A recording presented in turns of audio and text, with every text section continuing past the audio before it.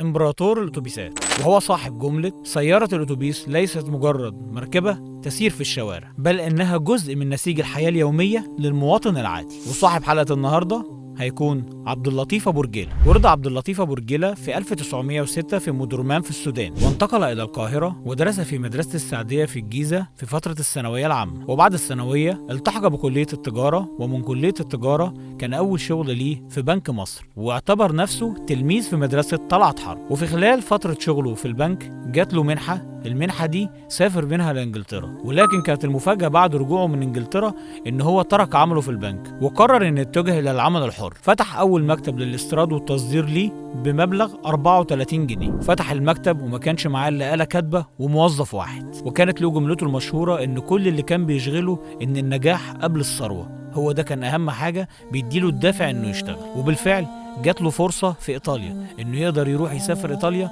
ويفتح مكتب للاستيراد والتصدير هناك، وفعلا اتنقل إلى هناك وكون حياته هناك وبدأ بالفعل في الاستيراد والتصدير. ولكن تأثرت بضاعته وتأثرت تجارته بسبب الحرب العالمية الثانية. ولكن أبو رجيلة بدأ من جديد وقدر تاني يقف على رجليه ويقدر يكبر مكتب الاستيراد، وبدأ يتجه للرجوع إلى مصر. حكايتنا هتبتدي بقى من هنا. بعد ثورة يوليو كان في مشاكل كتير، وكان من أهمها تدهور المستوى خدمة وسائل النقل، وكان في شركتين هم المسيطرين على وسائل النقل. في الفترة دي كان وزير الشؤون هو عبد اللطيف البغدادي، قرر إنه يستعين بخبرة أبو رجيلة. على الفور وافق أبو رجيلة، وبعد سنتين أصبحت الأتوبيسات أتوبيس أبو رجيلة أشهر أتوبيس بيلف القاهرة، اللي كانت نقطة تحول وكانت نقطة نظام، وكان بيميزها الاحترام والتقدير والانضباط وأداء العمل وفق المعايير اللي موضوعة لهم لكل من السائق والمحصل والمفتش. في الوقت ده كان زمن التواصل بين الأتوبيسات 3 دقايق باستخدام 400 أتوبيس بيخدم 13 مليون راكب، ده غير العمال اللي كانوا بيتولوا تنظيف وتعقيم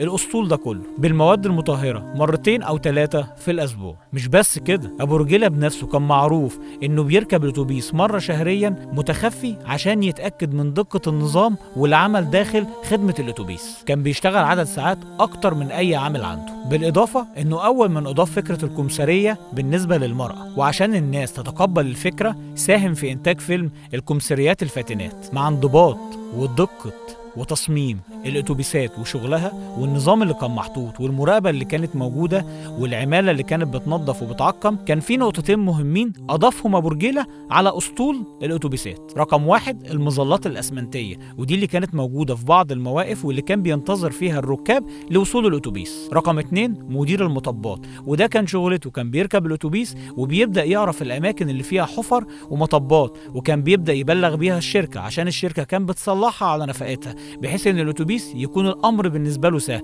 ودي كانت من الحاجات المهمه جدا. الراجل ده كان شغال بدقه، كل حاجه كان بيعمل لها حساب. عشان كده اتوبيس ابو رجيلة كان مسمع في القاهره. كان اتسال سؤال وقريته في كتاب لعبد اللطيف أبو رجيلة، اتقال له كيف يمكن ان يصبح الشخص مليونيرا؟ كان الرد لكي تصبح مليونيرا لا تفتش عن المال، ولكن ابحث عن النجاح. بهذه الكلمات وبالجمله دي نكون انتهينا من قصه نجاح وكفاح عبد اللطيف أبو رجيلة. ورسالة حلقة النهاردة بتتكلم عن النجاح. فتش عن النجاح عشان توصل لحلمك. ممكن يكون النجاح في فكرة، الفكرة دي توصلك لحلم ولهدفك. النجاح هو اللي هيقودك للتفوق. البحث عن المال مش هو الحل. الحل ان توجد الفرصة وتوجد الفرص البديلة وايجادها وتطويرها وتحويلها لفكرة ناجحة، هو اللي هيوصلك لكل اهدافك اللي انت عايزها بما فيهم المال. النجاح هو سر الفلاح. أقاويل شرف.